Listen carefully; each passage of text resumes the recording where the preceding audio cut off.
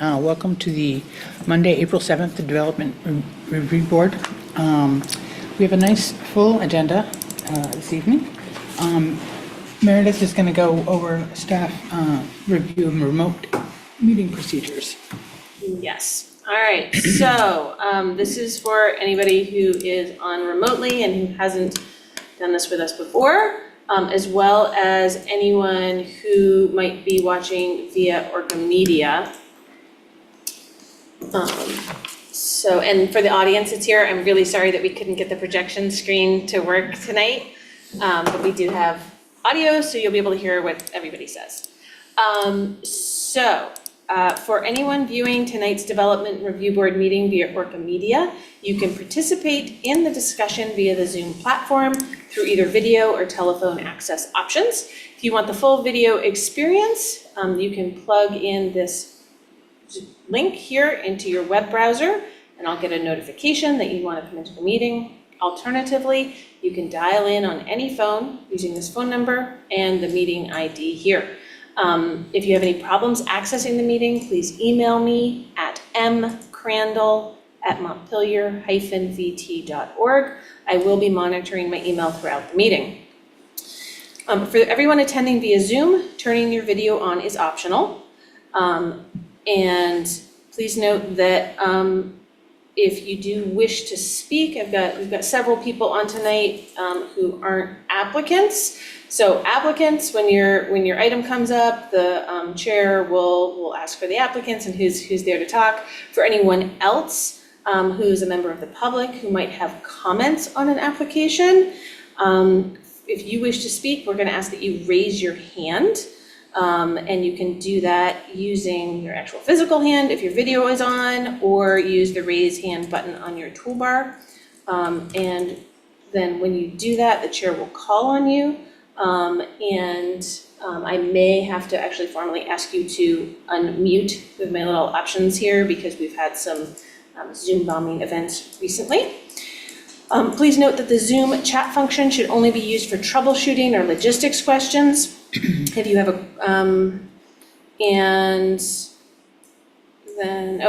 if you do make comments on an application, once you're unmuted and before you talk, please make sure to state your name and potentially the address where you're located. That also lets us mail you afterwards if it's about an item on the agenda that has an official decision.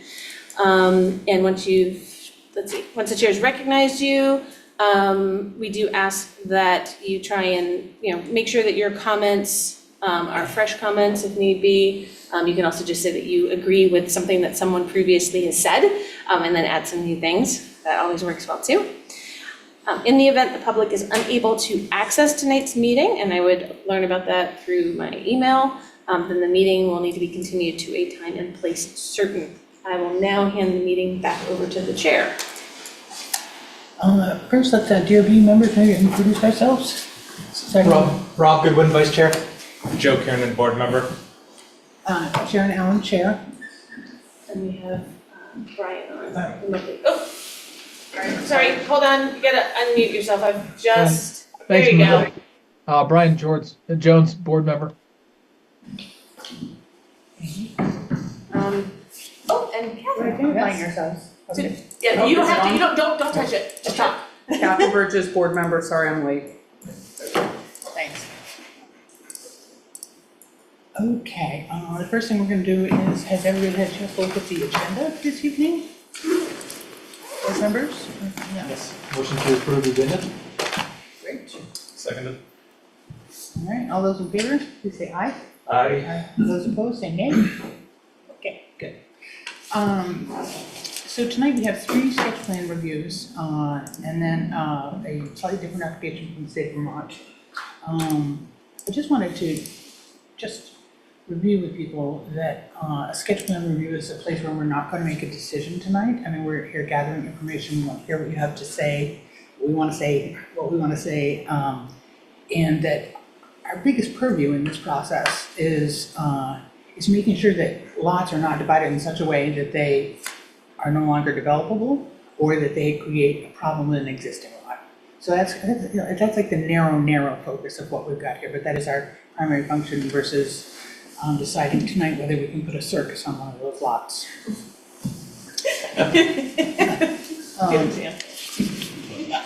So I think our first is 0 Beale Road.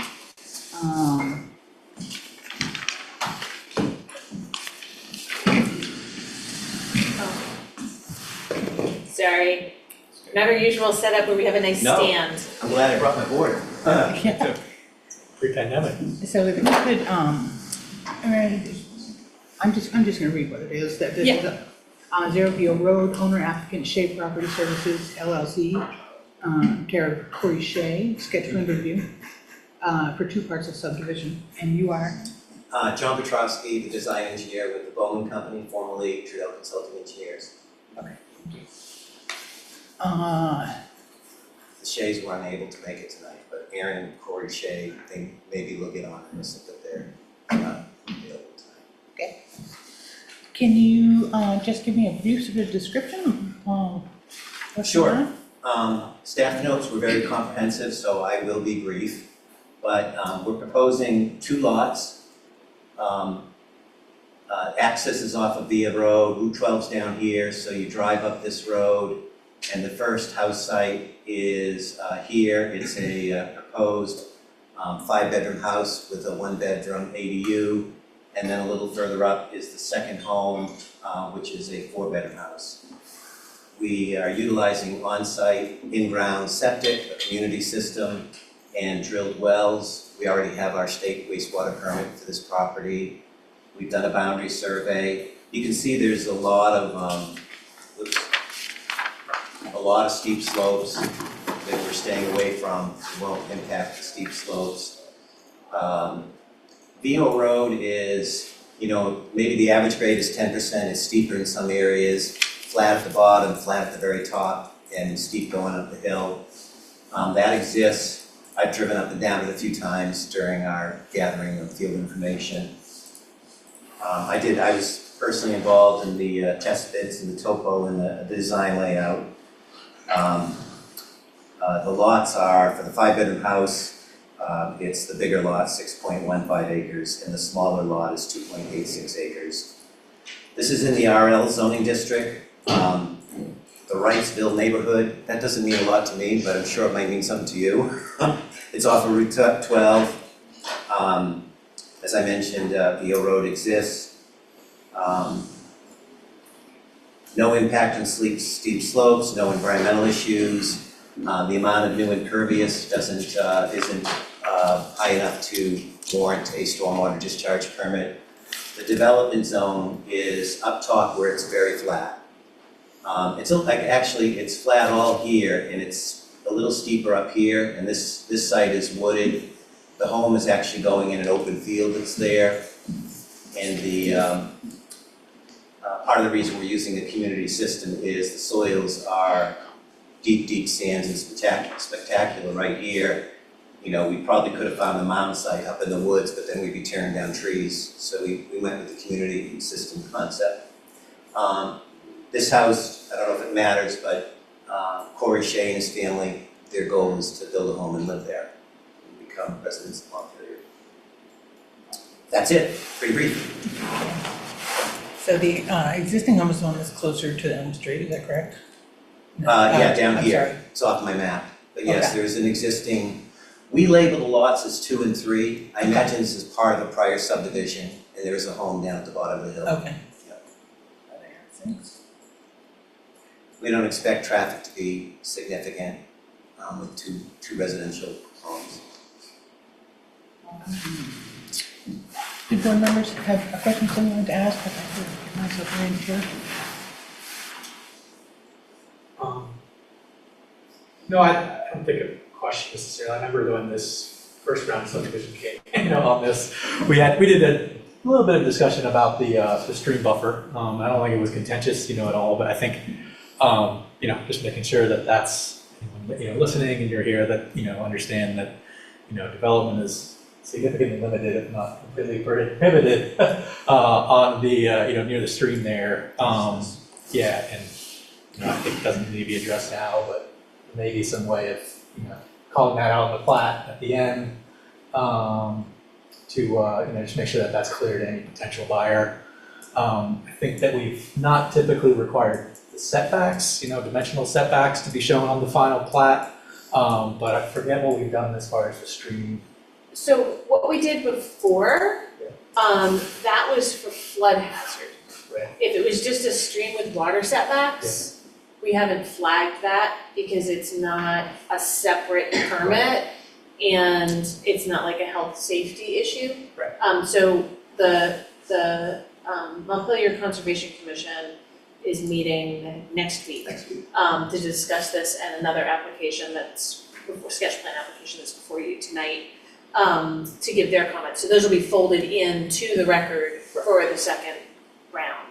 It's not really, it's not really an option to do anything once we hit the steep slope. It's really steep. So we're not gonna be anywhere near the river. We do show all of the zoning setbacks. Yeah. And there's pretty good setback from the river. No, obviously this doesn't appear that this, really changes anything at all, it's, it's just there's two lots, affected by that, sort of line that was drawn before versus, versus one. So, yeah, it's no big deal. Just wanted to flag it for discussion. Can I ask a couple questions? If we, I need to check and make sure the board members are done, and we absolutely love to hear from you. And then we do not Yeah. have Okay. it's all we've done. So online, my board members back there, is that Brian? Yeah, Brian's online, so I'll go back to Okay, any comments or questions, Brian? Brian, nope, shaking his head no. Okay, great.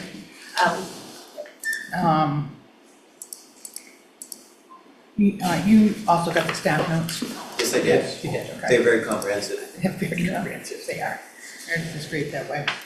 I like through it, I didn't see anything else that sort of caught my attention, it's something that we should flag this evening. If other board members are set with this as far as it goes, then I would, open comments to the public. Absolutely. Great, if you could come up and sit up here so that you can talk to the. Sorry, we didn't have a fifth microphone. My name's Kevin Goss. I live at 3208 Elm Street, which is right below the project. It's a great place to build a house. I know. I grew up out there, spent a lot of time up there. The only question I have is, am I still going to be able to access my property off of Elm Street and go up Via Road? Because I cut wood up there and stuff. Yeah, I think it's a town road. Down the road. Yeah, it's a public right of way, it's a class 4 road. Full road, yeah. Yep, so that's not gonna change. So the property line is, you can see the right of ways here, our I property line. know that like the Yeah. back of my hand. Yeah, yes. Oh, okay. So yeah, it's still gonna be a public, Okay. and Walking, driving, whatever. yeah, I thought they threw up that road years ago. nope, Oh, they no, did? it's a class 4 road and there's, Department of Public Works has had some comments, there's gonna need to be some discussion about what needs to be done to improve what's there now for the increased traffic. So that's gonna be part of between now and final, some discussions that'll happen, but you're still gonna be able to access it. Okay, great. My second question is, last summer they did do some work on the road up there, and I got a lot of runoff in my backyard. So I don't know if that can be addressed. I haven't walked up there for a year or so. Yeah, the road is not very stable, and we got some really, I think, terrible rain events. So we drove up and down it. I'm not aware of any leveling it out, or I know there's a couple of culverts that are failed and need to be replaced. We will be doing work, and there'll be an erosion plan with, stone check dams and all the fixings. I think we're gonna try, my goal if I'm involved is to avoid concentrating the runoff and get it across the road in as many spots as I can. Just because when you concentrate runoff, you cause damage. Right. But not much construction activity other than redigging test pits. I'm not aware of anything else. Maybe they replaced a culvert, maybe they did. That's what I was wondering. I don't think so. I don't think they spent any money on it because, except with me. And they weren't happy about that. No, I'm only kidding. But yes, it's a steep road, it's a very valid concern. Gravel, steep roads and gravel really need to be handled carefully. As long as that gets addressed, you know. So as city staff, I can also circle this back up through Department of Public Works so that they know that there are issues with the neighbors of what's happening up there right now. They kind of control this Yeah, road. they control what happens to it. Yeah. So. But to the Thank extent you. possible, my goal was a lot of culverts. I have no problem with the project. Like I said, it's a beautiful place to build a home. Other than that, I guess I'm all set. Thank you very Okay. much. Like I Thank said, you. one question for you, Kevin. Yes, Does that go all the way through to the It Porter used Road? to. Not anymore? the culvert at the end at Porter Road's been out for years. I used to actually run a dune buggy up there all the time. But, no, you can't get all the way through, which might be a good idea to look into. Because then you could access Veal Road from Terrace Street or Porter Road. Have to coordinate with Middlesex. Two towns, yeah. I don't think we're going there. They classified it as a trail part of these, so I don't know if they need to do anything with trails. Let's see, Sean? Sean, Beckett? Thank you very much. Thank you. Oh, yeah, hold on, he just undid his video. You want Sean to still talk? No, yeah, please, hi, Sean. All right, so Sean, you should be able to unmute now. Awesome. Great, thanks. Hi, everybody. We live on that Unit 1 at the bottom of VO Road there. Just wanted to flag a couple things about VO Road.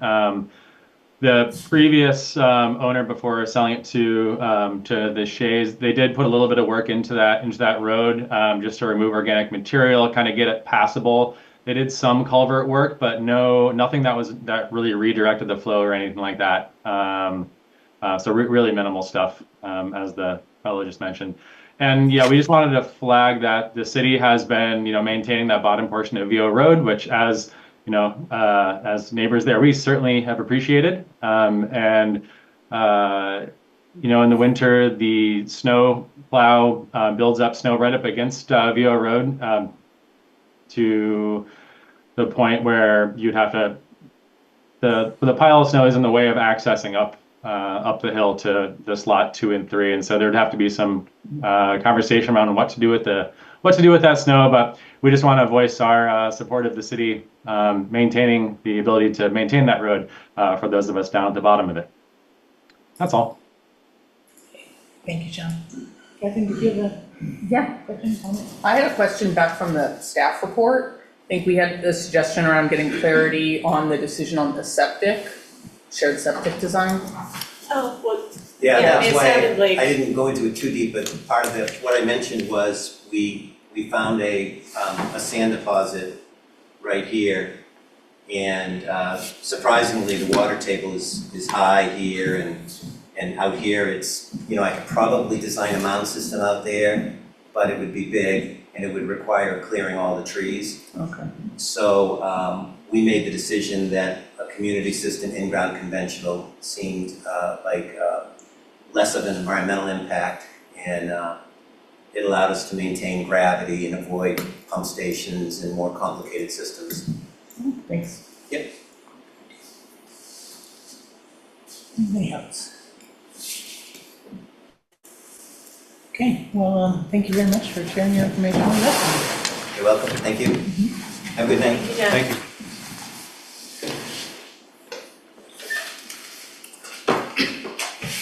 Okay, next on our list, we have sketch and review of 2 parcel subdivision. The applicants are Nicholas Lowe and Emily Warner. The applicants want to come up? So we have Nick on remotely. Actually, I see Nick, and so hold on 1 second. Here we go. There you go. Hi, everyone.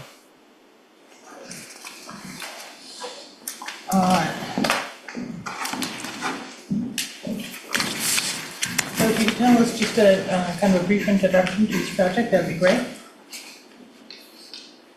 Nick? Sure. So this is a just under 6-acre lot that we have. Can you hear me okay? Yes. Okay. Just under 6-acre lot with an existing house, single family residence, with an apartment attached to it. And so we're looking at roughly dividing the property in half. And on that new lot, we're working on getting a wastewater and water supply permit for another single-family residence and potentially an ADU. And thanks, Meredith. And you can see on that this rough sketch here, there's a brown line kind of cutting up through this image. To the left of that dashed line, in the satellite image, it's a Washington Electric power line. Okay. So we're looking at that already cleared area as a potential driveway location for the curb cut, and then coming up a little bit into the property, and on that north side of that power line, having a site for single family residence. And if you go up into the left in the corner there along Perkins Road, there's a little bit of a wetlands buffer in that area, so we'd be staying away from that. And then along the further north end of the property, there's a little bit of steep slopes, so we'd be staying away from that. So the idea is to kind of stick closer to the area that's already cleared with the power line, and have fairly simple access in from Perkins Road, which is Perkins Road itself is relatively flat. Hopefully that's easy access to get in. Okay.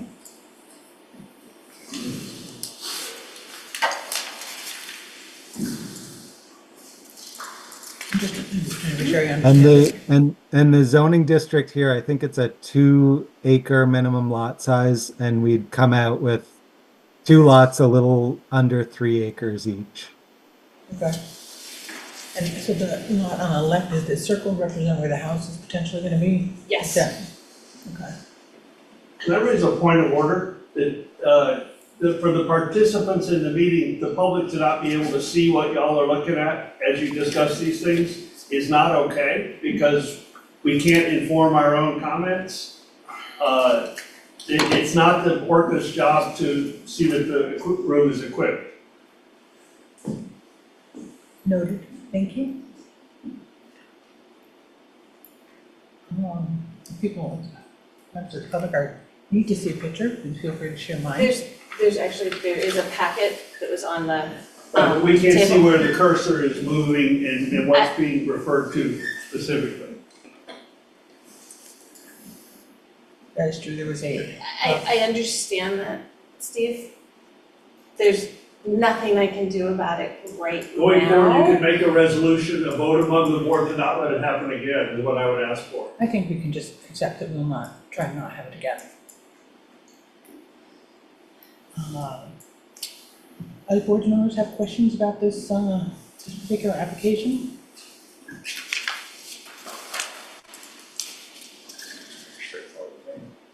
It's pretty straightforward. So Nick, the little sliver, which is, I guess, the funkiest corner in Montpelier, if you look at the map. Who owns, do you know who owns across that? Is that part of the adjoining lots, like across the road in other towns, or it would be the, This, Triangle? yeah. the needle, No. no, on the, This one. Yeah, on the east side of Perkins Road. Yeah, so across the road, across Perkins Road, that's actually Carla Ocaso. And that little triangle is still in Montpelier, and then her property continues to the east there, but that becomes East Montpelier. Got it. Okay, thank you.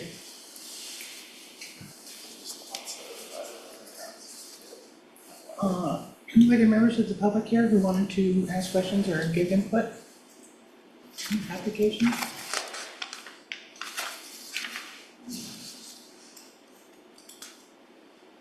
Looking through the application, it looks like that been made aware of where things need to be filled in for the final applications.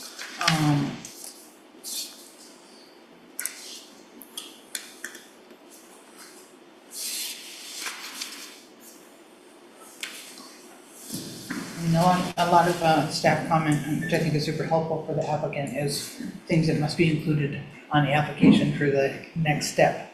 In terms of things like, include existing electric and data lines, and you know, that's all for the next step, so it's not for this one. So comments here, I think we're pretty much all right with this. Do you have any questions for the board, Nick?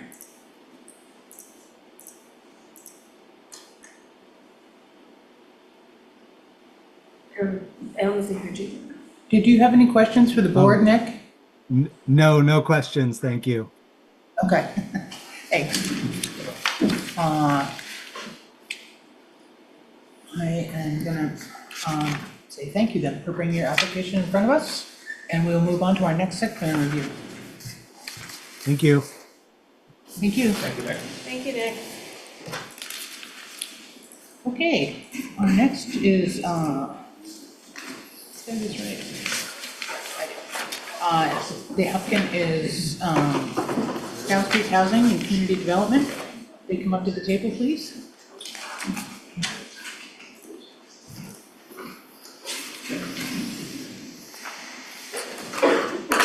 You can just grab one of those other chairs, bring it right out. There we go. Everybody. Just grab them anywhere. Trying to think, I don't know. You Yeah, think there's something in the closet? Short of board that we thought was gonna be easy. I thought there was gonna be an Right. option too. But if we could hold it up, or if we can fashion something quick. Have clips, like a paper clip will be the cover of a tote there, might be. Sorry for the delay.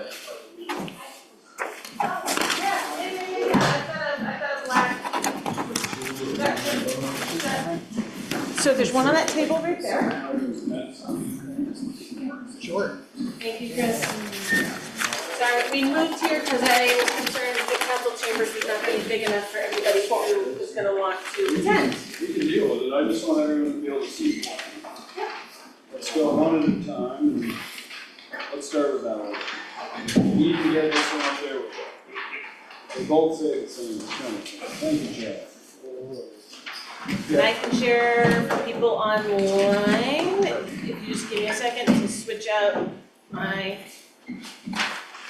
items. Okay, Meredith, I've got an extra printout too, if you want to circulate Yeah, that around that here, so. sounds great. Yeah. Kind of sit there and talk and talk a little bit. Full team effort. Thank you, guys. Yeah, Okay. usually we're higher tech than this. Which one do you have? That one that we drew in. Okay. We have the overall. Okay. Yep, that way I'm showing the same thing to people remotely. Would be super helpful if you guys could introduce yourselves. Yes, I'm Chris Austin with Granger Engineering. I'm here helping Down Street Housing Community Development. Stephen Cohen, Down Street Housing and Community Development. Charles Whitaker with Granger Engineering. Charles does more than just hold the plan, but for now, he's helping us with that. We do have John Grenier in attendance too. I don't think he needs to speak, but he is here. Okay. Also with our team.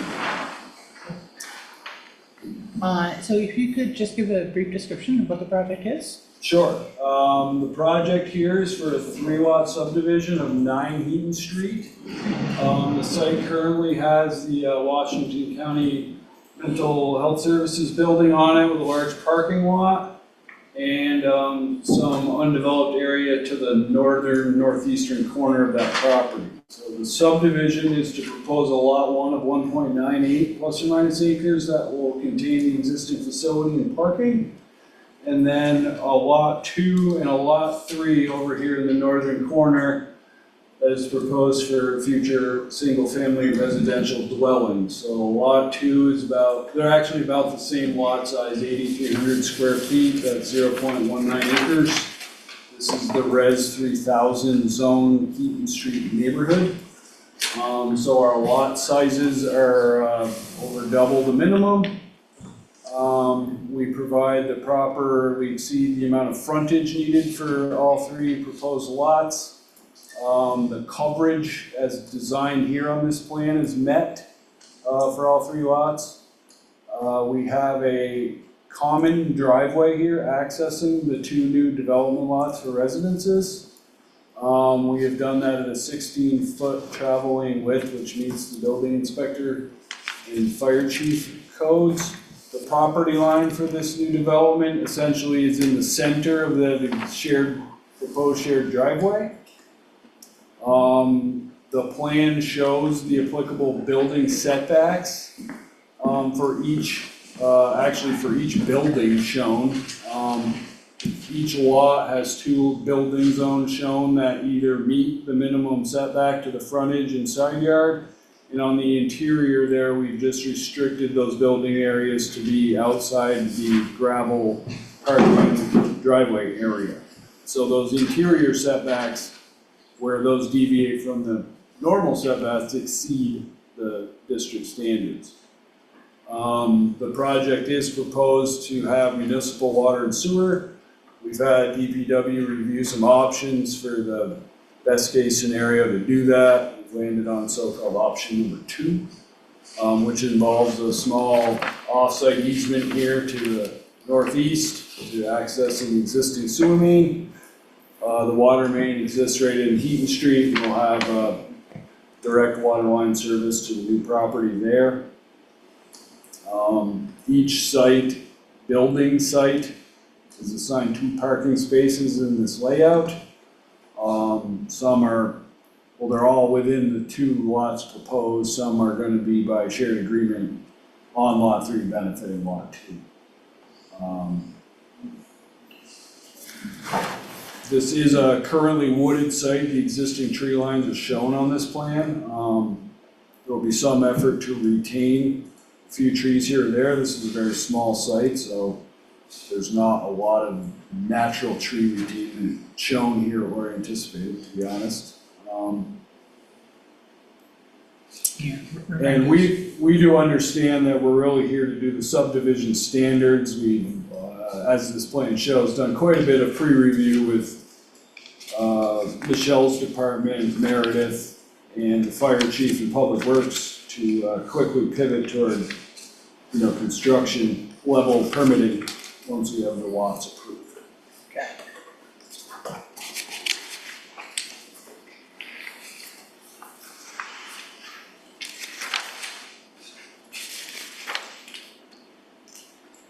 Just so that I understand exactly where you are, that existing Washington County mental health building is up here? There's Yeah, if I can see where. I see it. Yeah. I got it, thank you. Yep, that's the large office building there, and this is their large park here. And then they still have quite a bit of open space in here too. For a city lot, it's outside. Yeah. Yes, that's the existing building and all, so. Nothing changes with the existing building, its access or parking as a result of the subdivision. There. Okay.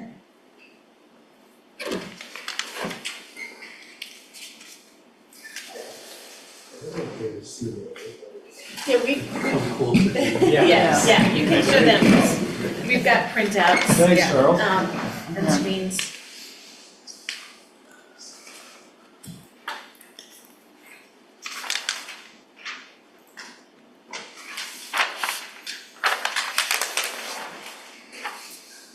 Did you have any questions, having gone through the staff report? Actually, we did have a question resulting from, statements under the shared parking. Item C, The staff report says that development creating more than twice the minimum parking required for uses on that parcel must be approved by the board or via shared parking agreement. We understand that the few of the parking spaces provided are on the neighboring lot. They're very adjacent to the building they're gonna serve. And it is the full plan of Down Street to have a shared parking agreement here. And so we would like some clarity on timeline wise, like if all the other construction does not require DRB review, we were hoping not to go to the DRB to review that, if possible. Okay. Or, you know, again, the way it says or shared parking agreement, does that Yeah, clarify the DRB is not required? Well, the DRB would have to approve a shared parking agreement. Okay. So, but a but, shared parking agreement would be, is acceptable. Yeah. But we would have to I mean, say that. yeah, I mean theoretically,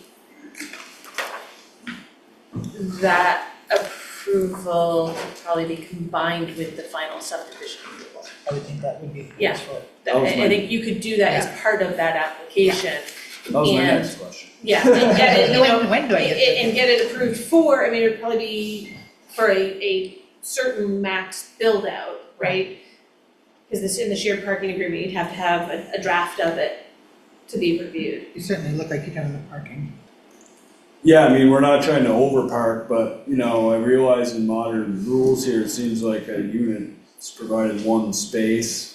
Given shared access, small site, providing 8 spaces for 4 units makes a lot of practical sense in our view and doesn't create additional impervious surface. It's what's really necessary to give everybody a place to park to keep the common driveway open.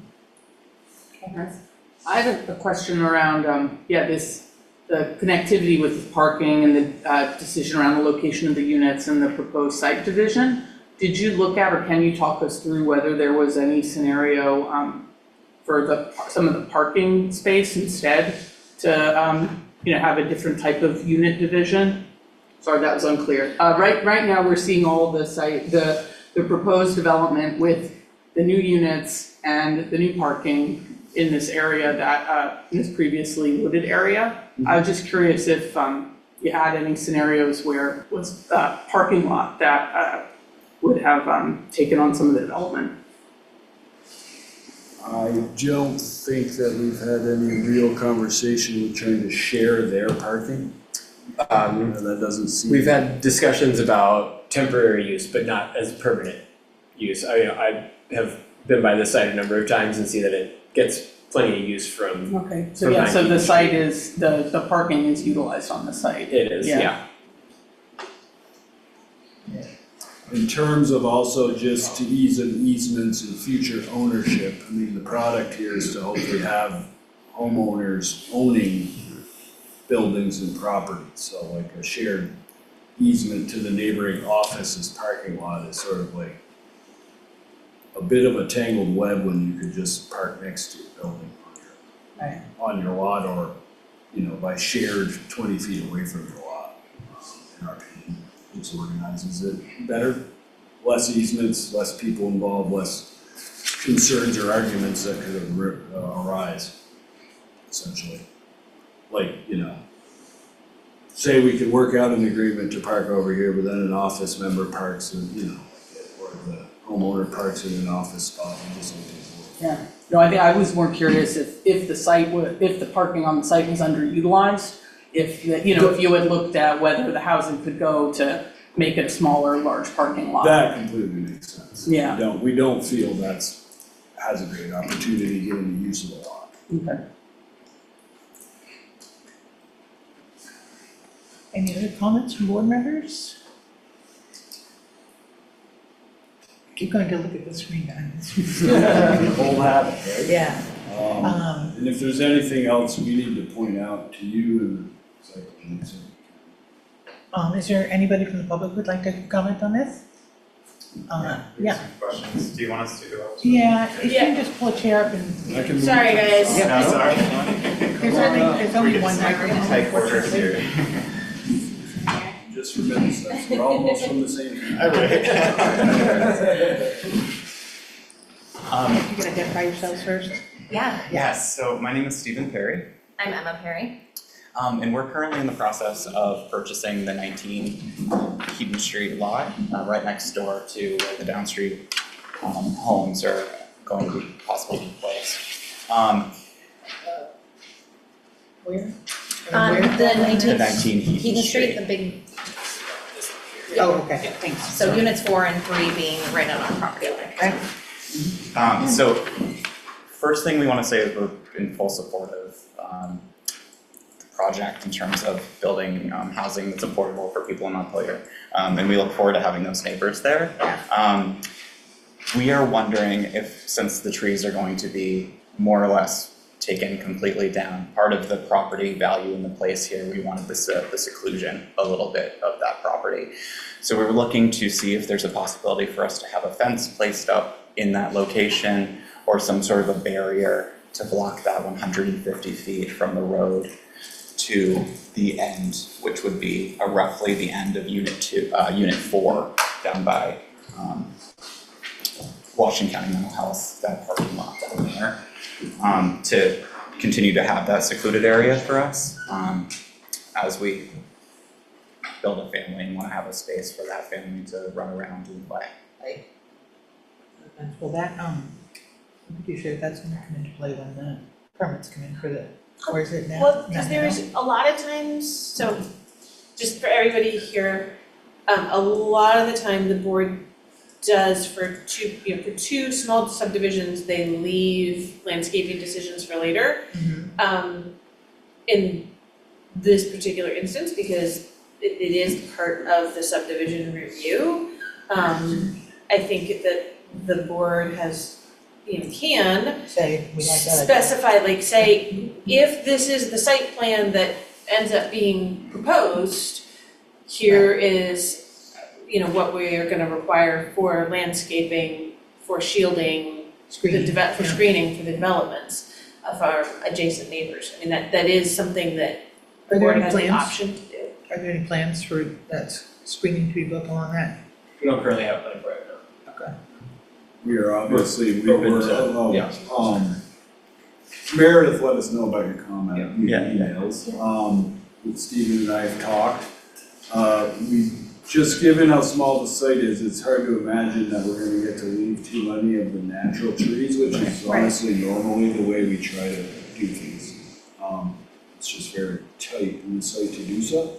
So I think we just need to have further conversation on the solution. I think the downstreet sounds willing to participate in some form of screening. We were hoping to get, some direction from the board and hear your folks' concerns, here in person too. Just curious what the setbacks are in Montpelier from, Those are 5-foot side yard setbacks. so yeah, pretty close, yeah. So, again, I don't know, it might be a side conversation to come up with something that's amenable to everybody. I don't know if the board wants to give us any direction. I feel like in Montpelier fences are a fairly common solution, but I don't know everything about that or what people feel about it. Fences or shrubbery or, other kind of greenery, cedars, gardens, or whatever there. Yeah, cedars are very And- popular. As far as, that seems like a really reasonable question. I would hope that you guys would be able to work that out among yourselves. Like I said, it seems like a reasonable request to me to have some kind of screening effective between there. Because it is, it's very tight in there. So it's like pretty much, hi, there's your window. Exactly. So it I would be will nice. say it is the residential neighbor that exists to the site. It's one of the reasons this site, in our opinion, works quite well, is it is not on top of a whole bunch of other residents. Right. So if we can manage to screen this one, real obvious side, we'd be doing a good job. Yeah, I think it's one member of the board, leave it up to you whether you want to deal with it as a subdivision, or clearly, it's multiple units. Would we be back for a major site plan for this now? No, because it's 2 parcels. 2 So 2 units per parcel. 2 units per parcel. So this Okay. is the board's chance to put in a landscaping Right. condition, because otherwise landscaping doesn't come into play So at all, And I've- seems further down the way. in previous cases, we've done this where we've had subdivisions into 2 lots and 2 houses, and we just figure, okay, there's 2 of you working on it. It's not something we need a landscaping plan for. This, because the whole project is 4 units, and it does seem tight, I would like to recommend that the board say something about screening on that one back corridor. I think that makes sense, because, I mean, it's different now than it has been with, because ordinarily before, with more, like, you can put more units on a lot without coming before us. Right. Again. Yeah. So the subdivision process is the only, really trigger to have this conversation. Sure. So whatever you come up with, I think we'll be into. Okay, well, I think that's part of the sketch plan review here, is Right. feeling this out and coming up with the solutions that work for everybody. So we're comfortable with that, and I think we'll talk to Stephen, and I'm sure we can correspond with you folks to come up with what we want to present back in the final process.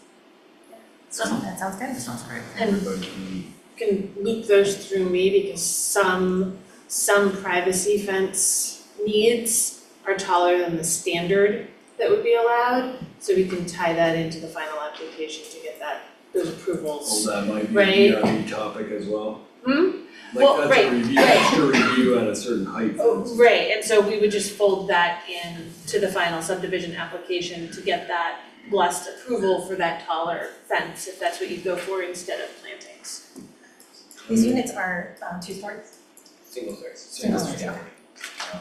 Which again, we're not quite to that stage for subdivision, but Downstreet has gone very far into the design of this. The intention of getting it built soon, but also to give everybody the ability to know what's happening. So these buildings aren't finally 100% designed, but this is very representative of what's being created in the essence.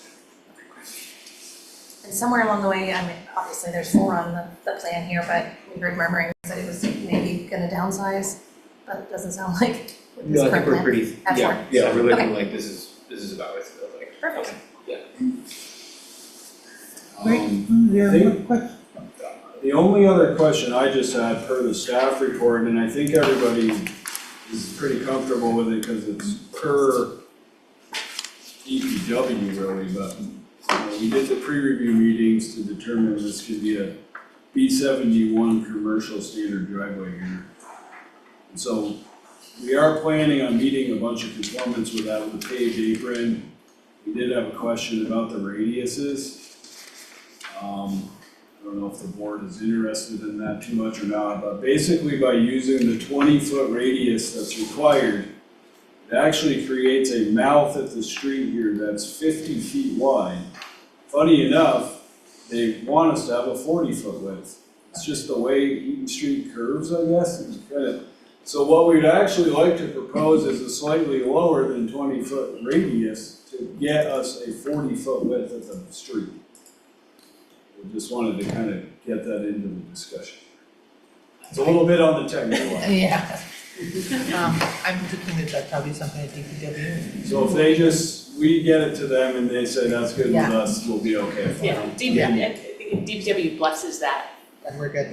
They're just about there already, I just wanted to bring it up that it's like one of the only project details that isn't quite to the scale. You said, what was the radius you said? For 20 foot. Because I'm seeing for urban, on that standard, it's a 10 foot theoretical radius. 30 The rural. B71, I thought it was I wouldn't argue with you if we can go to 10. Well, it would get us to that 40-foot width. So Yeah, that's how I 10 read foot it here, actually the works. theoretical radius, it says 30 foot, and this is for a 2-way undivided commercial drive. Theoretical radius, 30 foot rural, 10 foot urban. Maybe that's why it's not adding up. So if the urban standard is 10, that will get us to the 40-foot width, and that actually answers the question more or less. one of the reasons I brought it up. Okay. All right, I think if everybody's sat here and there's no further comment. We have comment from the public, I Oh, don't know if there's we any do? Okay. comment in public in person. Okay. Anything else, is that it, in person? I'll have a comment. Okay, let's you yours first, Steve. Yeah, Steve Whitaker, I just noticed that one of the more aggravating things of this infill development is, any infill development, is the dumpsters and the time at which the Casella trucks come and the noise they make. I don't see, and I understand that they have no plan for dumpsters for these 4 buildings of housing. And that's gonna either encroach upon parking or encroach upon something. And it seems like it's something that should be thought about for quality of life for the neighbors. I don't have a horse in this race, but I know that that's one of the more annoying factors that often gets overlooked, and then there's little you can do about it afterwards. Thank you. Is there any requirement for dumpsters for single residences? We can have individual trash service if we want it. Yeah, there's so, Just take your cans out to the front? Right. do you want me to answer Yes. based on the regs? Please.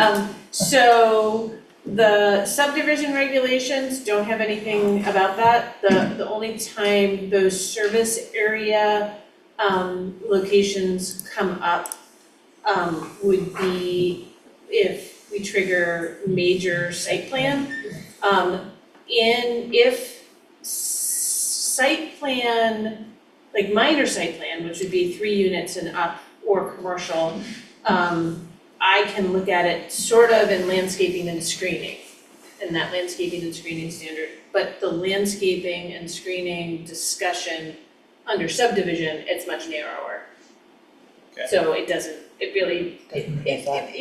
doesn't come up. It's not one of the things that the board is supposed to be looking at for this, because the planning commission basically made the decision that when you have 2 units on a parcel, we're not gonna layer on all those additional requirements and hoops for people. Okay. I think it's just a useful comment to keep in mind. I think it's a valuable comment. We are planning on like individual owner services, not a dumpster receptacle. And do we have an online question? Yeah, so, hold on, let me just take off my share screen for a minute, hold on. Sorry, I think it's, Pete, he sent me an email, so it's, give me 1 second. To minimize things, so Pete has his hand raised, so, I'm gonna ask Pete to unmute. And Pete, if you can you just turn on your video, so. Can you hear me? I can, do you have video option or not? I suppose I do. Hold on, let me. Okay. Nope, we just had some Zoom bombing and stuff lately, so I'm just trying to make sure. You're the one who sent me the email, right? Yes, I did. Yes. Okay, so, I can. Yeah, I had 2 comments. If the board and Chairman Allen can just, maybe I can just get through them both and then you can maybe address them. The applicants can address them and the board can ask. Would that be okay? Yeah, that's fine. Okay. The first comment I have is, again, looking at the parking and the building. And my concern, as a budding neighbor and also a owner of property in downtown Montpelier that got destroyed in a flood in 2023, is that the non-pervious surfaces that are being created there that abut a stormwater collector and wetland that is behind my property at 5 Heaton Street and behind 9 Heaton Street, that I'm concerned about the downwater flow. So I would ask if, before the board receives a final application, they maybe request a hydrology report on the effect of the impervious surfaces that are going to affect the downwater stream through the collector and then via the stormwater collection down at Liberty, because it has backed up many times. And I'm just concerned about creating this much non-pervious surface above Montpelier, what that would do. So I don't know if that's been requested by the development board already, or is it part of the application? I haven't seen the application, full application, I apologize, but I'm not sure if there's a hydrology report included. And my second comment, and again, that pertains to the email I sent you, Meredith, was just, again, we received a letter, and I appreciate the reach out from Down Street, because, again, we do support community development in town. We're lifelong members nearly of Montpelier and understand the need for affordable homes. But, as a neighbor, and then quoting the letter we received, just saying our goal is for these homes to blend naturally with the character and aesthetic of the neighborhood. I circled just a kind of a concentric circle around the area, and there's about 15 homes, and all of them except one, which is a 1.5-story home. They're all 2-story homes, single family homes, excluding of course the commercial property. So I was concerned about the projection that these are fitting into the neighborhood of 2-family homes with a median, assessment rate of over $450,000. That bringing in a subdevelopment of single, single-story homes is really fitting into this neighborhood, and maybe this is really the subdivision that Montpelier needs. So these were my 2 comments that I wanted to bring up at the board tonight, and I know I would love the feedback from both the applicant and the board. Thank you. Thank you.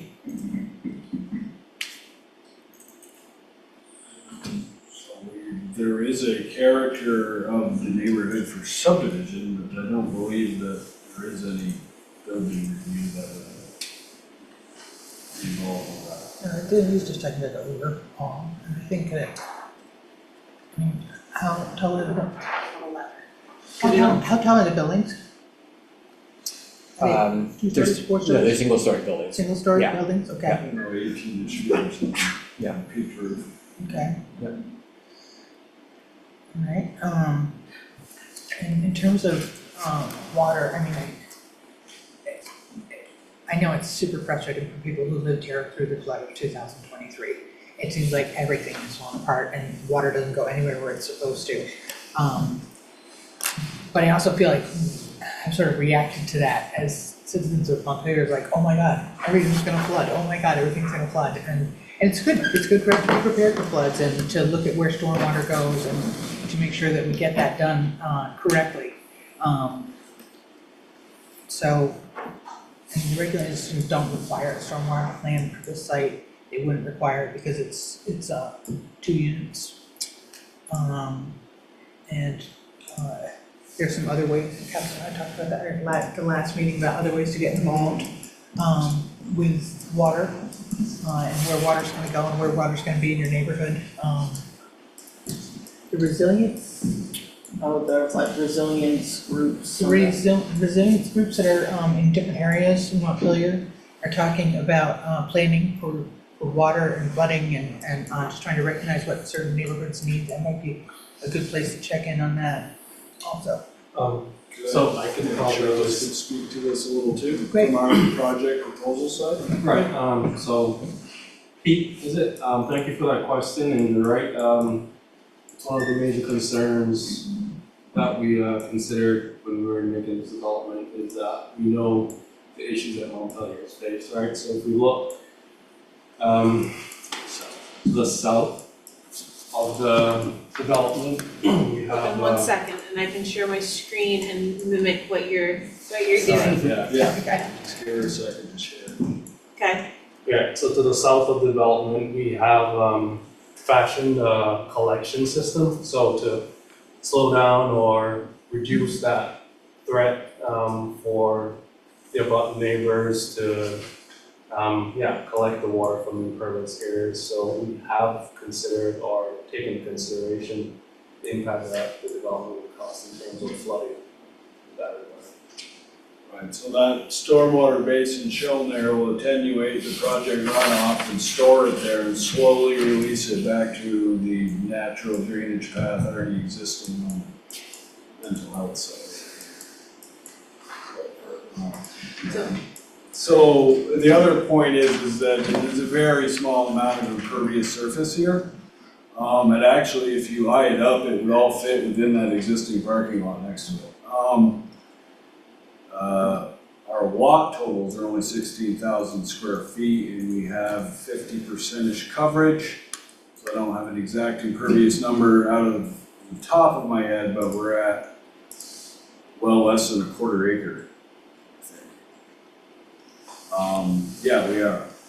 We're at 8,000 or 9,000 square feet. We don't need a state of Vermont stormwater permit, but like Charles just spoke to, and Downstreet, wanted us to plan for this. We have created a stormwater collection for this project.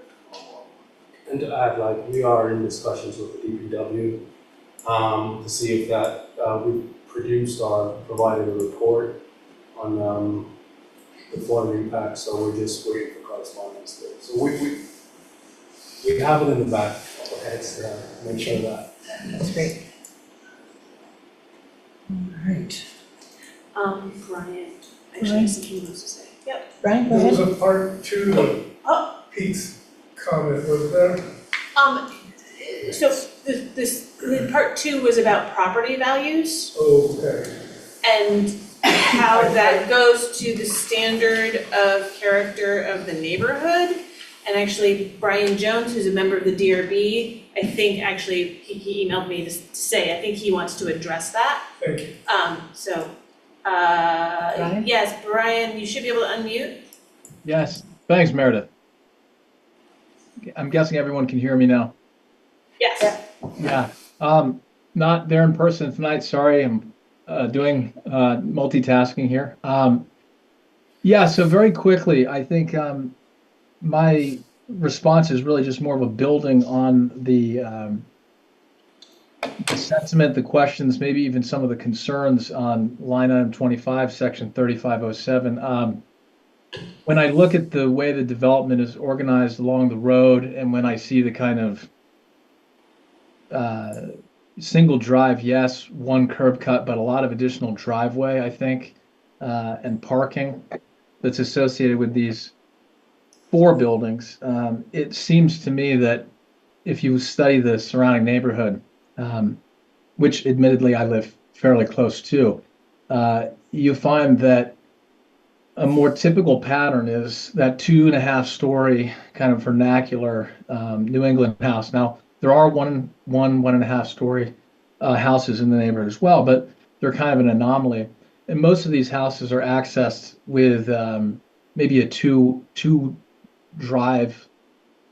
wide driveway, right? So you would access it, and it would be kind of in front of or adjacent to the house. That's the pattern that is consistent in this neighborhood, and I think that, but admittedly, in order to achieve that pattern, there may only be one solution, which is to propose 3 houses which radiate, around this curve, similar to the way that the ones on each end do. So I'm just wondering, I guess, as maybe a question to the board and also to the applicant, is this something? Well, I'll just ask the applicant: is this something that you've looked at? Could you propose would you be able to propose a development with 3 houses that were all kind of radiating around that road with smaller driveways that really minimize the amount of pavement and the kind of cul-de-sac pattern, which is not typical of this neighborhood? Oh, typical or not, we think access is good. Not to be cute about it, but it's a 16-foot wide driveway, which is 2-car width. To, parking spaces on site for the residents so they don't have to go fight other people for parking spaces. And provide some area to turn around on your site.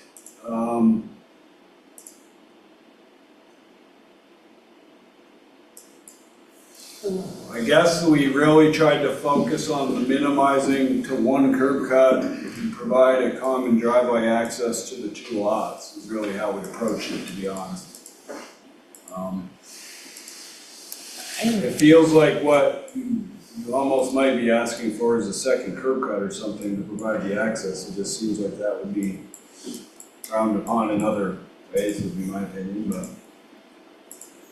Just the other question I had about it is, in terms of the neighborhood that that's in, it's often not, can you pull up what neighborhood that is in? In terms of it's often not just one little part of what you're seeing in the neighborhood is included in that neighborhood, so there's a variety of housing styles within one neighborhood. Yeah, we pull it up as in a street view, or, I mean, I can't share it very well, No, I unfortunately. know, I'm just thinking about the regulations that defines. Yeah, that's in the staff, the definition of the neighborhood is in here. Okay.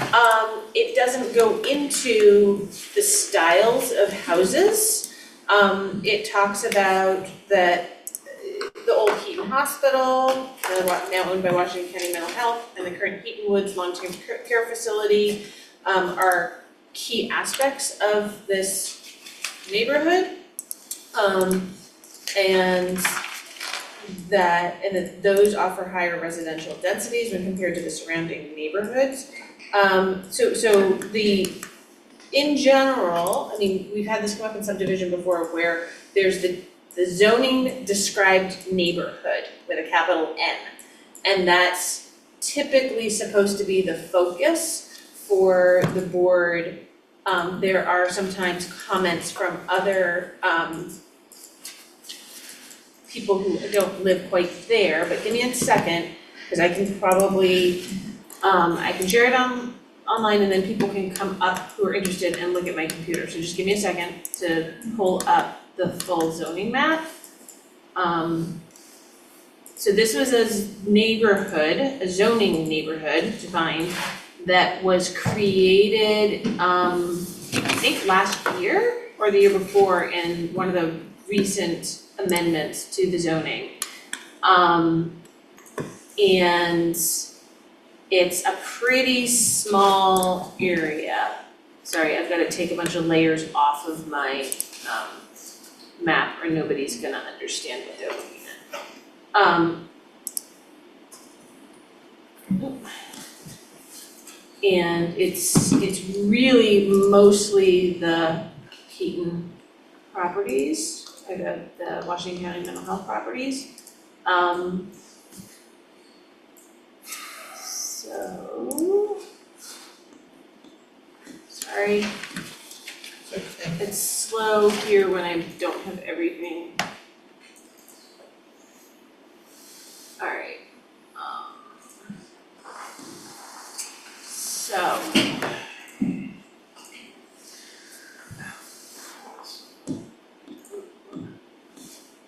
Here we go.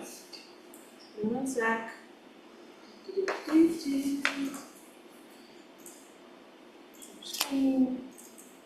So this blue is really the Heaton neighborhood is really just those two parcels. That's how I understand. And that's typically what's being considered, and it's what are you doing with those two parcels? And there's a suggestion about making sure that, there's a large protected area, like a bunch of this land here is conserved, protected, you can't do anything with the land to the west. It does say the proposed development should protect the conserved portions of the neighborhood, so that's the conserved land that's over here. As well as minimize or mitigate impacts on surrounding neighborhoods. So yes, the surrounding neighborhoods come into play and you're trying to minimize the impacts on those. But when you're looking at character of the neighborhood and settlement pattern, right, the character of the neighborhood is in here.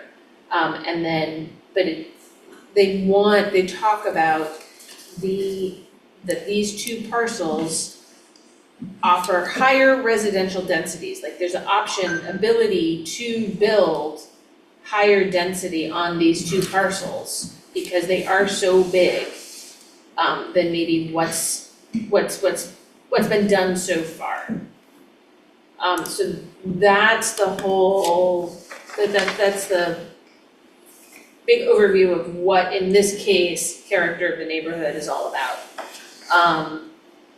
So there's a understanding that the development that happens on these two parcels isn't necessarily going to be the same as what's surrounding it, but that when you look at potential impacts, there should be some efforts to minimize or mitigate potential negative impacts. I mean, the other I don't know if part- anybody here wants to just come take a peek, because I can't project, I'm really sorry. I think the other thing that's important to note here is that the purpose of the residential free district is to encourage infill residential development with a range of housing choices while preserving each neighbor's distinct character and quality. And it seems to me that you are increasing the range of housing choices in that neighborhood in a way that is not is correct. It's a good thing to do there, I guess, I would say. That's exactly what Down Street's purpose is, honestly.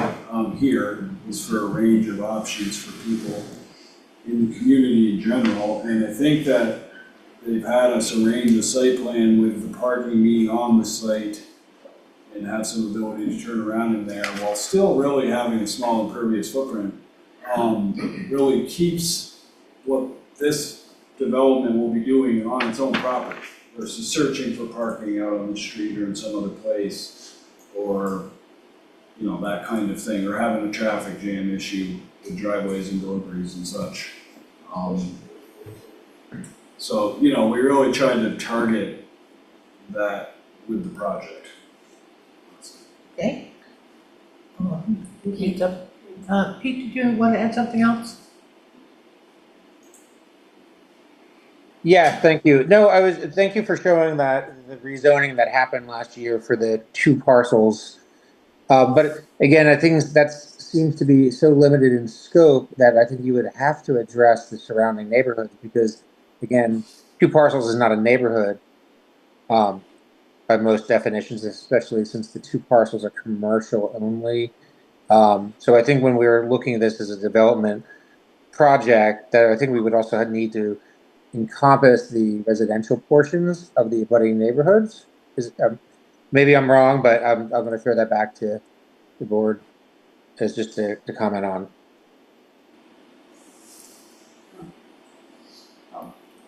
Yeah, I'll back up your earlier comment, Sharon, that I think when looking at the larger neighborhood, there are units of a range of sizes. There are some single family, there's, you know, some single story as well, and a lot of the kind of missing middle multifamily with like 6 to 8 units. So I, if anything, when thinking about character of the neighborhood, would almost imagine this being higher density than what it is. So, you know, to me, this fits into the larger character of the neighborhood, and you're looking neighborhood-wide at housing availability and housing choice. There's some very small, kind of one. Yeah, there's some smaller, lower units, and then there's like larger units with, more, that go further back and have more, shared parking across the larger building. Yeah, and I think Steve can speak to it better than me, I'm sure, but I think Down Street has a multitude of housing in the general area to begin with, and like they're focusing on that there's a shortage of this kind of home that a first time or second time home buyer can get a hold of in the community instead of living in, and we're nothing against the bigger multifamilies, those are great, but it's trying to target the other range of, units available, lots available. Like, so the goal is for somebody to own a piece of property here, not just a unit inside a building. Understanding that units inside buildings are great too, but providing that range. Meredith? So to just take a step back, because I think we've gone a little off track here. Sure.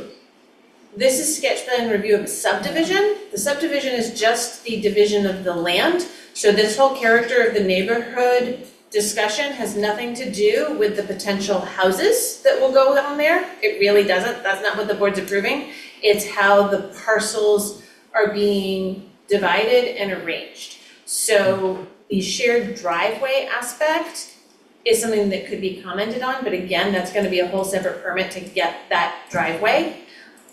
If the shared parking or the screening come up in the final application as part of the final subdivision, those come in, and you could talk about character of the neighborhood and having shared parking, or character of the neighborhood and landscaping, but what houses are gonna be built on there is not part of the subdivision. It's here to show and demonstrate that the lots can be subdivided and developed in future, and yes, they do have a pretty concrete plan, but they don't have to actually come back and apply for that. Okay. Brian, I see your hand up. Oh, yeah, can you guys hear me still? Yeah. Okay. Well, thank you for clarifying that. I'm not trying, I just, in my mind, when I'm thinking about the way a piece of land is subdivided, I'm thinking that it is kind of either kind of consistent with the patterns that you see for other parcels in the neighborhood, or it's not consistent. So the first question was really, could this be done with 3 rather than 4? Because what they are showing is concrete, and you've got 2 individual houses on 1 lot of property. So, I mean, there's a lot of layers to this, which I'm not trying to get into, but frankly, I'm just trying to make the point that I don't think that this is especially fitting of the neighborhood, and that's based on how the lots are broken down and how they're being proposed to be accessed. And I also made the point that I think if 3 was feasible, then you could have the same buildings or even more density in, potentially with much smaller driveways, more open space, less cutting down of trees. There's lots of, yeah. So if nobody wants to consider any of that, which is fine, it may not be timely.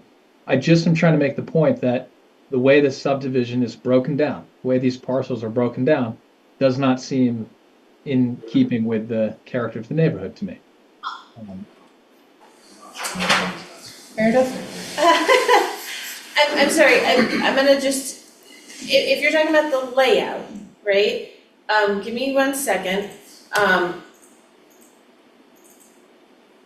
So here's a big picture of the whole area.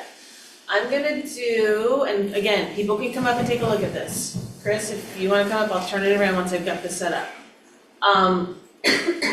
And we're digging into this pretty hardcore in detail, but, Well, and I'm sorry, Meredith, I just want to make sure that at this point, these ideas weren't Brian, hold on overlooked. a second, please. Thank you. That orange, for some reason it's not closing. That orange area is the parcel to be created. If you were talking about making that 3, then it would be way smaller than a whole bunch of the surrounding, I can't move my mouse around, the surrounding parcels around all of those, the bigger parcels. Like, it's actually, this smaller parcel is going to create a parcel that is similar in area, it's actually gonna create 2. Right, Yeah, they're about 8,000 and change versus about 5,500. Sorry. Wait, we need to. Go ahead, Brian. Oh, I'm sorry. I was just trying to respond to what you said, which is, yes, I'm with you and I'm following what you're saying. The parcels that are being proposed to be created are about 8,000 square feet and change. If that same parcel, that pie shape that you were showing, or half circle, was broken into 3 parcels, they would be about 5,500 square feet each. And just to be clear for the applicant, because there was a question about access and how that was being conceived maybe, I was proposing in the idea that of what would fit better into the pattern of the neighborhood, that each house or building, would each have a driveway that was accessed. So there would actually be 3 curb cuts. And this is very much in keeping with the neighborhood. You see a lot of single or double wide driveways in these neighborhoods. And they're very short, they 2 cars can park and then they back out onto the street. I think it's, we haven't seen any images of the neighborhood and what it looks like, but again, I live close by here and I can at least say that this has been my experience walking through this neighborhood for the last 3.5 years. And I think maybe there are others who live close who might also be able to attest to the access that is typical for sites in this neighborhood. All right, I think I understand what you're saying, Brian. Were there other comments, Rob? Something? Meredith, did you want to speak? Can I say something in response to Brian? One of the pieces of feedback that we got from a number of neighbors was that they were really interested in us trying to minimize the number of curb cuts, especially in that curve. Heaton Street is a really tight curve, it's hard to see, so the more driveways that we have accessing that, the more potential that there is for people coming and going onto that street without being able to be seen. So that was a goal of ours in the design, was to try to minimize points of access on Heaton Street. I believe in Res 3, you're only allowed to have a curb cut 45 feet from the next driveway as well. So if you start stacking them in there, you'd be challenging that rule. Yeah. Rob? Yes, in the last 5 years in this board, we've seen several dozen subdivision applications. You know, I guess some of them could be considered infill. Maybe they're just subdivisions, not actually infill. I don't know if we have an exact number as to how many of those new lots have actually been, built on. But I guess what I like about this application is it's a 3-lot subdivision infill housing in Montpelier. I think it's the most infill application at which we've seen on this board. And it seems like it's got legs and a solid plan to build it. We can talk about the character of the neighborhood. It's always sort of like a guide to make sure that we're not doing anything extravagantly different than what's there. But we also have to consider, the goals of the city plan. We have to consider sort of the other sort of intent for what the zoning regulation is even trying to achieve, in its goal. And that's our job as a board, to make sure that we're not just enforcing rules to say that your setbacks are 5 feet, so you don't go 6, because that's not going to work for everyone in Montpelier. We're here to exercise discretion and to make sure that good projects that are well designed go forward and get built and meet all of the goals of the regulations and all of the pieces in play, whether that's character of the neighborhood, the other provisions, the city plan, and the goal of city council and all of us here to build more housing in this town. So. I think it's a great application. I think that it's consistent decision to sort of send this to the next step is very consistent with what we've seen, in the last 5-6 years I've been on this board. So yeah, agree with that. Someone else? Yeah, just make sure you're close to the microphone, especially if you don't have a voice that carries. I'm Carrie Sudal, and I live at the foot of Heaton Street. My driveway is on Heaton Street, but I'm right on the corner of Liberty and Heaton. And my major concern was like what you had said, the neighbors were concerned about a lot of cars being out on the street because that is a curve and narrow and dangerous. So, I personally like that idea, the driveway and like that. But my question is, will people still be allowed to park on the street, or is that off limits to park on the street? That is a DPW question to which I do not know the answer. Okay, because I've lived there a long time and I've walked up there for years and years, and I never see parking on the street. People have driveways and more than one car. But Liberty Street, if you go down there, it's like an obstacle course. You can barely get down, and I'd hate to see Heaton Street turn into that too, which is a more dangerous street because there's a hill and curves. I've driven down that Heaton Street numerous times as well, and people don't generally park on that street because it is so narrow and it is a corner. And I'm hoping that continues, and I think this is a good way to solve a problem because it looks like there's plenty of parking right there. Great. Thank you so much. And you can't answer that question So the Department of Public Works makes decisions about when and where parking is allowed on city streets. that's not part of their Okay. proposal, it's not something the board can decide. Okay, And, you know, under the zoning regulations, every new development in this neighborhood, doesn't happen in all neighborhoods, like not in downtown, but in this neighborhood, has to have a minimum amount of parking on the site okay. before a permit can be issued for it to be developed. So there is no requirement that at subdivision, they plan and specify exactly how much parking there will be, but part of the board's evaluation at subdivision is there gonna be room on the parcel for both some sort of development, minimum, a single family home, and a driveway with enough parking in it to get vehicles get at least one vehicle out of the public right of way. So, I mean, this clearly does that. Yeah. Okay, thank you. You're welcome. Thank you.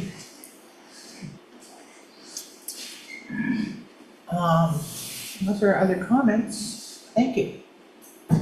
Thank you very much, we appreciate your time. We appreciate yours, thank you. All right. On to the next. We're gonna let there's gonna be some paper shuffling as we transfer, so everybody just stay online if you're still interested in the last application.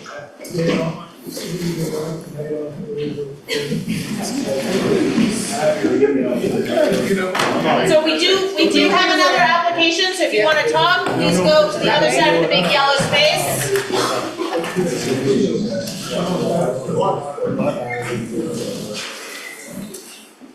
Thank you. Thanks, guys.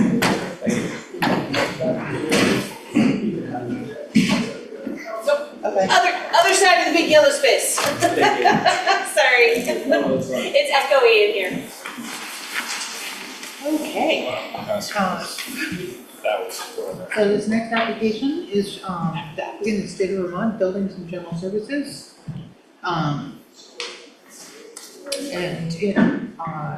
You can introduce yourselves and give me a brief description.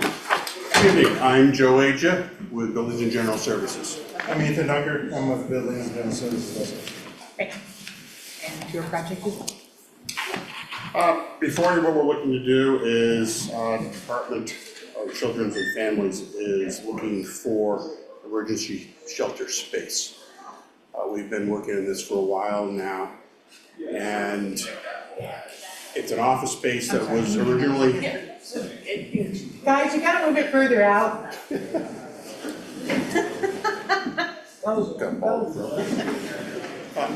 Sorry.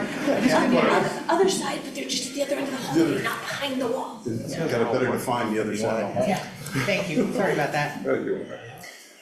And so what it is, it was originally an office building that was housed by Department of Liquor.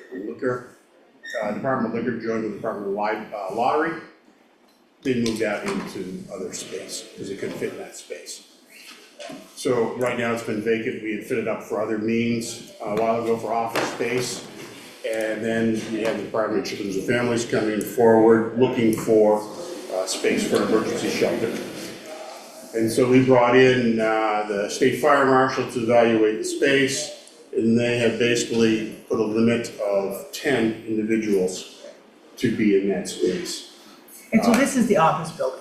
It is the office building, it's not the warehouse. There is a slight difference in your numbering of buildings as opposed to the state has. We have the office building is 13 and the warehouse is 11, and you're 13, 15. But we are talking about the office space and not the warehouse. The warehouse is still the warehouse for liquor. They still have that in there, and there are trucks coming and going daily. So we're talking about the office space. Okay. And 10 of 19 people? Yes, it does not have it was an office space, it does not have a fire alarm system or sprinkler system in there, so this is why they're limited to 10. And so what we're looking for is to, right now, the plans are on hold with Department of Children's and Families of actually starting it up. We thought we would continue, and the understanding is that, if it's not, is not needed for an emergency shelter, it would still be office space. So I don't know if that, I've understood that there's a possibility for dual usage, and that is sort of what we were looking for with that. So I would like to have one point of clarification with Meredith. We have to step back. We do, we need to swear you in because this is a final. Yeah. I'm sorry. As long as I don't have to redo this spiel. No, you don't, have to heard all those things, and I'm really sorry, but we. That's quite all right. it's only skip Yep, and review. we have a Lee Lauber, sorry if I'm mispronouncing that, and a Sean Beckett on remotely. I'm assuming David Delacour's on to report, but if Sean or Lee want to speak, and actually if David wants to speak, you all have to be sworn in as well, so you'll need to turn on your video so that we can see you raise your right hand and also be able to give your ayes after the swearing in. Okay, everybody who's interested in saying anything on topic this evening for this hearing, raise your right hand. Do you solemnly swear to tell the truth, the whole truth, and nothing but the truth, and under the pains and penalties of perjury? I do. Anybody online? No. And All right, so thank you. I'm sorry about that. What I was asking for clarification for is I feel like this is slightly different in terms of what our window on this is. Would you like to describe that for me? Yeah, so the application came up as, it's a conditional use application, right? I can't approve conditional uses. Right. We had a discussion, I had a discussion with the state last, I think it was Friday, sorry, it's a blur, about the fact that there was gonna be a stepping back and they wouldn't necessarily be immediately going to the emergency shelter use. Right. But they might wanna use the space for office use, which is what it was prior to the flood. So, my suggestion and what I'm hearing is having a little bit of an amendment to this application for the board to, one, give approval for the current, the change, the conditional use change. Under our zoning regulations, when you issue a zoning permit, there's 2 years minimum to be able to affect the change. Right. And so they would have 2 years to change it if you just opted to change it, and start making use of it. I'm honestly not 100% clear on whether or not the board has any authority over just an office use. It doesn't really trigger any of those 24 VSA 4413 factors that come into play. Right. And so, being able to, the board can either say, hey, we don't have authority over that, we don't think we do, we're not gonna worry about that, or say, we understand we're giving you a 2-year window or even a 3-year window to go to the emergency shelter use. You can give a little longer period than our normal expiration as part of the approval, conditional use approval. Okay, so my understanding, oops, sorry. No, you done? I think that's it. I think that's all I've got right now. So, what I took away from that is that we don't need to do anything about the use of it as an office space, that we would not be here if it was simply used as an office space. That's what it is, it would never come in front of us. So my inclination is to deal with just the shelter aspect of it. And it also seems. I think that makes sense. Yeah.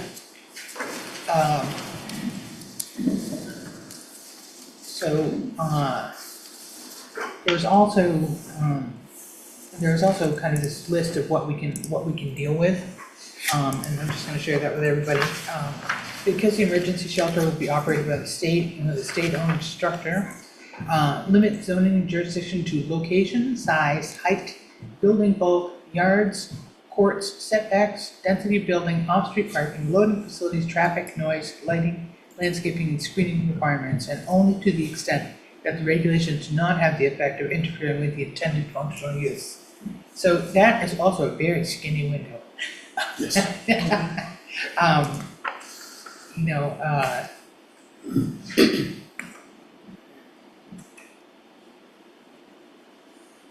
And the final closing argument there is regulating the daily or seasonal hours of operation of an emergency shelter shall constitute interfering with the intended functional use. So we don't have anything to say about that either.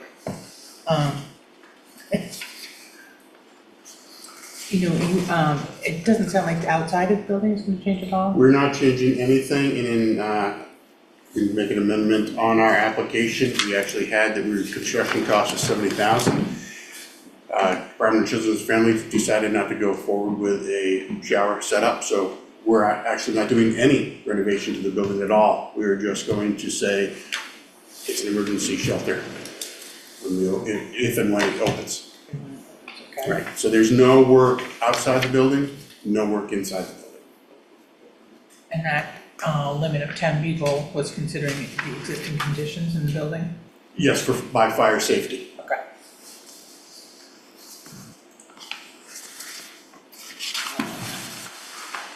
So if we were to move forward with an approval of the shelter, we could give you as many as 3 years before you have to come back in and do it again to build to that. You can, Yeah.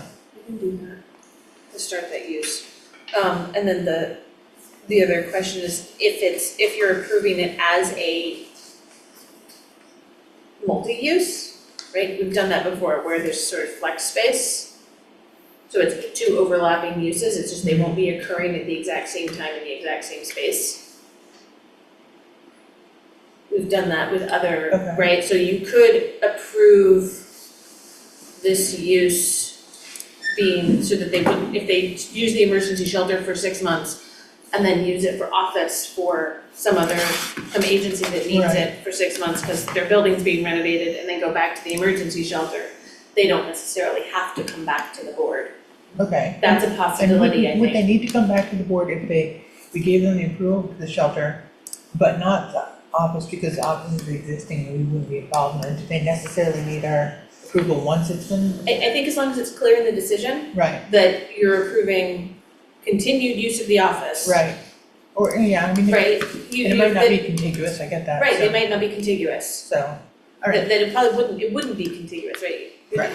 You need all the space for the That is for the correct. fire. I think Right. if it's an emergency shelter, everything that goes along, and I don't wanna speak too much for DCF, but Right. basically, if it's an emergency shelter, there would not be office spaces. okay. So If it it's, ceased to exist as an emergency shelter, then yes, we could then open it up for office. So I would definitely be open to doing a multi-use approval, in the sense of covering both of those things. Other board members? Okay, On board. yeah. Brian, that sound make sense to you, Brian? Big hands up. Okay. We do need to, when we vote, we'll need to actually hear you, just as an FYI. And a multi-use approval, essentially, it's one or the other versus, Combination. a combination. Because I think we've heard from the applicant that it would only ever be used One for or the one or other. the other, so Yeah. I'm just curious if that's the framing for a multi-use. It depends. Depends. You could specify that. Yeah. Or you don't have to. I don't want to. Because I think that Shelter needs an office too. I think that there might be some. No, I'm, Yeah, yeah. that's more a clarification question as opposed to. Right, I mean, that's what I'm thinking, is to Yeah. leave it not as super defined, like you have to be one or the other at any point, just give them the okay for both uses and let them do what they need to do. Yeah. Other thoughts? Do you guys have any questions? I have none. I know there were some questions pointed out in here, like for parking like that. There's Yeah. plenty of parking. We're not changing any lighting. There is lights on the entrance coming into the building, 2 lights. There's one on the ramp. There's also 2 power pole mounted lights. I think in the warehouse itself, there's lighting. There's also cameras on both buildings. Comments from the member of the public? Okay. Can you get Hey, can one of you shift a little bit so he's near the microphone? Steve Whitaker, Montpelier. I've been working on the issue of sheltering folks for a number of years. I'm concerned here, one, that I hear that the plan for a shower was nixed. Somehow, through dysfunction of government oversight, our other shelter up at Country Club Road was open for a year without a shower. And to put folks, street folks, into congregate shelter without a shower is inhumane, it's undignified, it's irresponsible, it's cruel. And to be following this same kind of, the city said, oh, we don't have to inspect it, the state just inspected it for fire. I believe our own building codes require a shower if people are gonna live there, you know, a shower or a bath. So somehow we're advocating that at the city level, but at the state level, I wanna just caution, it appears that y'all are becoming complicit in the state's dysfunction around planning for the unhoused. That 10 people is a drop in the bucket of the number of unhoused people around here. And this is a poorly suited site with truck deliveries coming and going, no playground, no green space unless they walk further down the bike path. This is confinement. It's not dignified shelter. I mean, it's a good building. It could be a, you know. I think everybody would agree with you that this is a drop in the bucket to the solutions that need to be put out there. But I don't think that that is something that. I understand, but for the other reasons I stated, I would ask you to reject it, put the onus back on them to come back with a cogent plan for the number of unhoused people that are here. It's been required for years in law, and they have flagrantly violated the law by not coming forward with those plans, and then using a veto pen and again to throw people out of hotels. I just don't think you should enmesh yourself in this dysfunction of state government. Thank you for your input. Any further questions?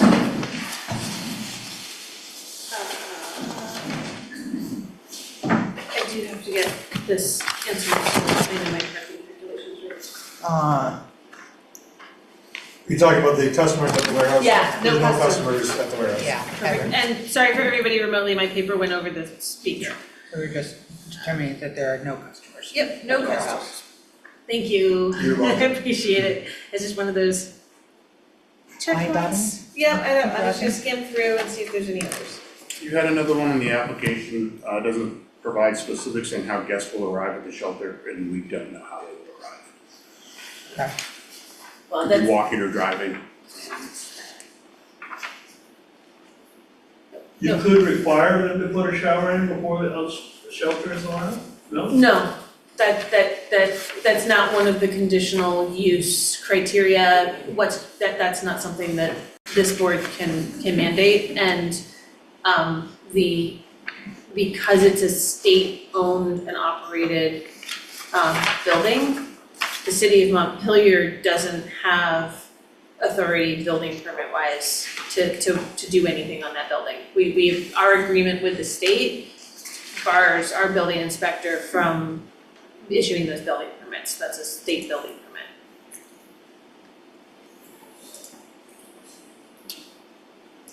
All right, I'd entertain a motion. Come up with that. I do like the multi-use. Oh, great, we gotta tweak it a little bit, Yeah. what I drafted.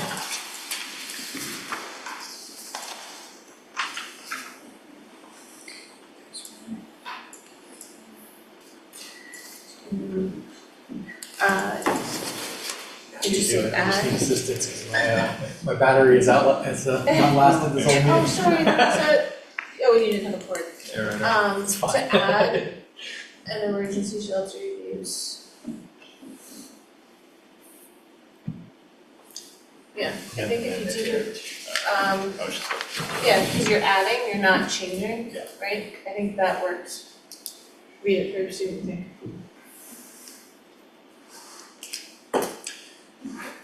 Yeah, I'll make a motion here, Sharon. Yep. Motion to grant the request for conditional uses and associated minor site plan approval to the building known as 15 Green Mountain Drive to add emergency shelter use with up to 10 beds as presented in the application and supporting and supplemental materials. So you just added the emergency shelter? add emergency shelter. To the current To the use. use, okay. That makes sense. Instead of change or convert. Yeah. Motion? I'll second. Let's do a roll call on this one. Brian, how do you vote? Can we have a question Oh, yeah. first? Oh, sorry, Discussion. hold on, Brian, discussion. Hang on. Thank you. Yeah, no, I'm in support. Oh, yeah, hold on, Brian, we're having discussion real quick before we do a vote, sorry. Okay, The only I had in the motion was amending number 10. Oh, And I don't know if you can limit us to that. I know the fire marshal has limited us, but I don't know. So is this with the mix up in the address? No, it's not the address, it's the so number of people. Yeah, so hold on, so it's not specifically excluded, the question is, does it go to traffic? Does it go to the traffic impacts, the number of 10? Because traffic is one of the things that they can, but it's a fire marshal building code thing, if they make improvements to the building, it can have more people. Off-street parking. I calculated the off-street parking by beds, which is based on the number of people. I thought you said we had enough. What you do, Right. but you're saying if I add more than 10, if there's more than 10, that parking calculation goes up. Okay. So it'll be based on. Whatever number you. So parking, because off-street That's fine. parking And is you- one of the you- allowances yes, you of the did. Yeah, 44 to 13. absolutely. So I'm not Because of the I'm not trying to be difficult, No, I'm just and trying to that's fine. like, I make totally it agree something with I you because of the calculated. parking, it's limited to 10. So how I'm good. many, let me go back to see if there was extra or if, right, they But they limited could it to improve 10, the but if they building. make improvements to the building and can have more, your decision right now limits it to 10. I mean, the application Now limits it's it to limited 10, to it. so like, So even if they fix Um, one, they'd have to. parcel is 49 parking spaces, Customer traffic. with no customer traffic requires 22, so actually, yeah, and then 22 plus 12, minimum parking is 12 spaces for the emergency shelter, so that would bring you to 20, so you'd have way more, there's 49 spaces. So there's lots, so if for some reason you guys wanted to remove that 10 bed limit from the motion, you could. You can limit us to parking. Yeah, to limit to available, sorry. Yeah, That was a good point. No, I see what you're saying. If the site is in compliance with the parking requirements. So that- Yeah, so to enrich use so long as the uses on the parcel meet minimum parking requirements.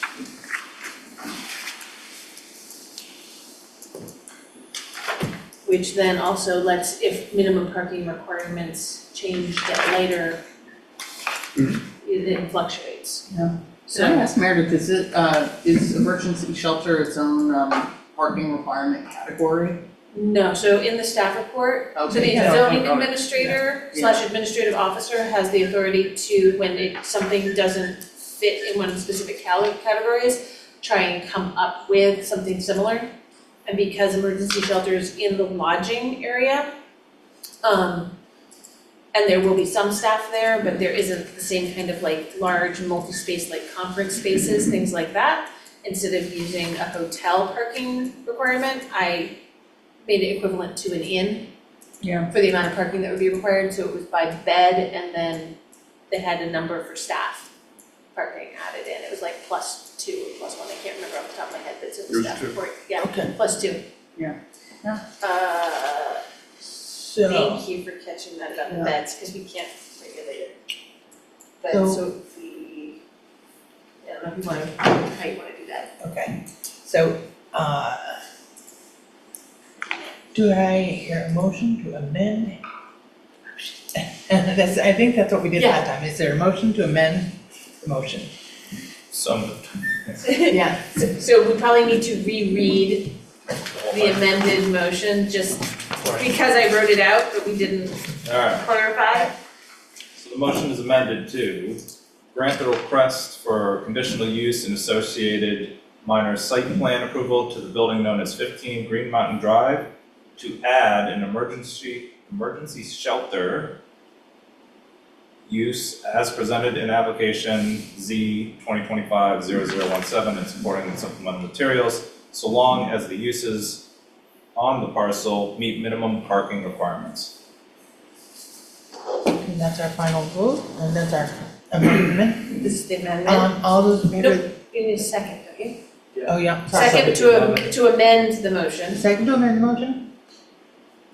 I'll second. Thank you. I thought Rob just seconded.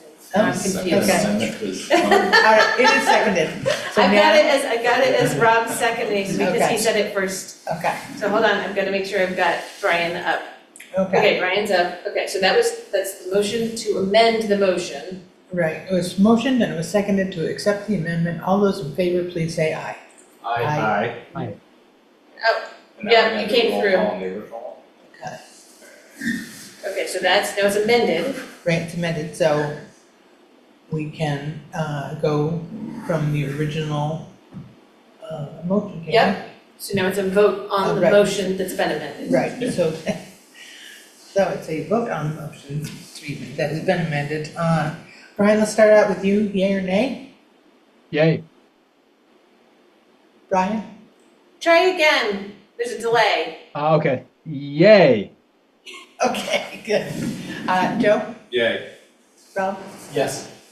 Yes? Yes? And that is everybody. Awesome. Thank you, everyone, for bearing with our Thank you. technical difficulties this evening. Number 5, Okay, so that's your verbal decision. the written decision. Basically, I do the written decision and Karen as chair tonight will need to then review it, sign it. That's when the appeal period starts.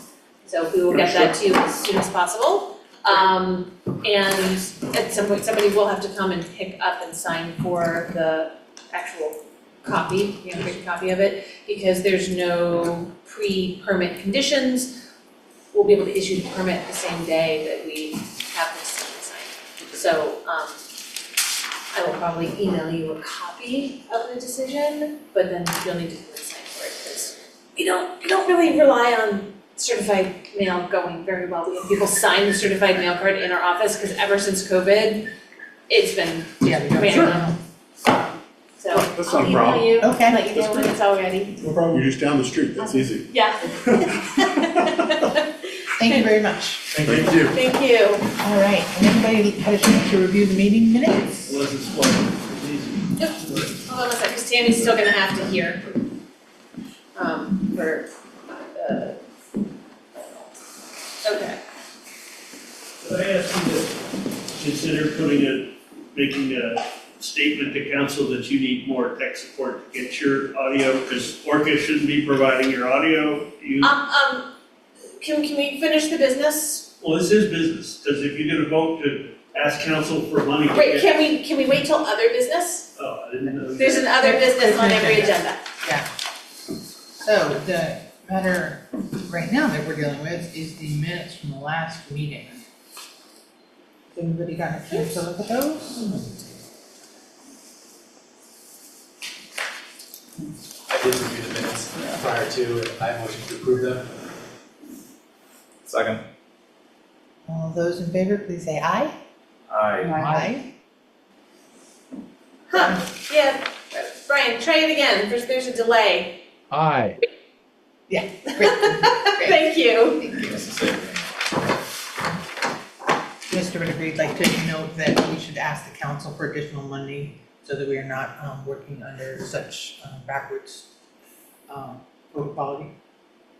Thank you, that is noted. We can throw it in with the rest of the renovations to City Hall when the FEMA money No, comes you in. can't wait that long. It was noted. Yeah, Well, it Because was if you noted, continue it on was open noted. meeting law violations, this is absurd. Okay, thank you. I appreciate your input. Here's this. Oh,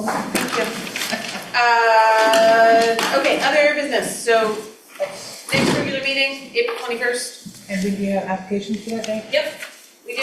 Okay. So yeah, we've got, 5 Home Farm Way, deconstruction / demolition of a historic structure, so that has to come to you. And then, I honestly, right now, I can't remember what the second one is. That's okay. We're gonna come anyway. It's on the public hearing notices Yeah. that got published. I just can't remember right now. Okay. Anything else from anybody? Motion to adjourn? Seconded. Second. All those in favor? Aye. Aye. Those opposed?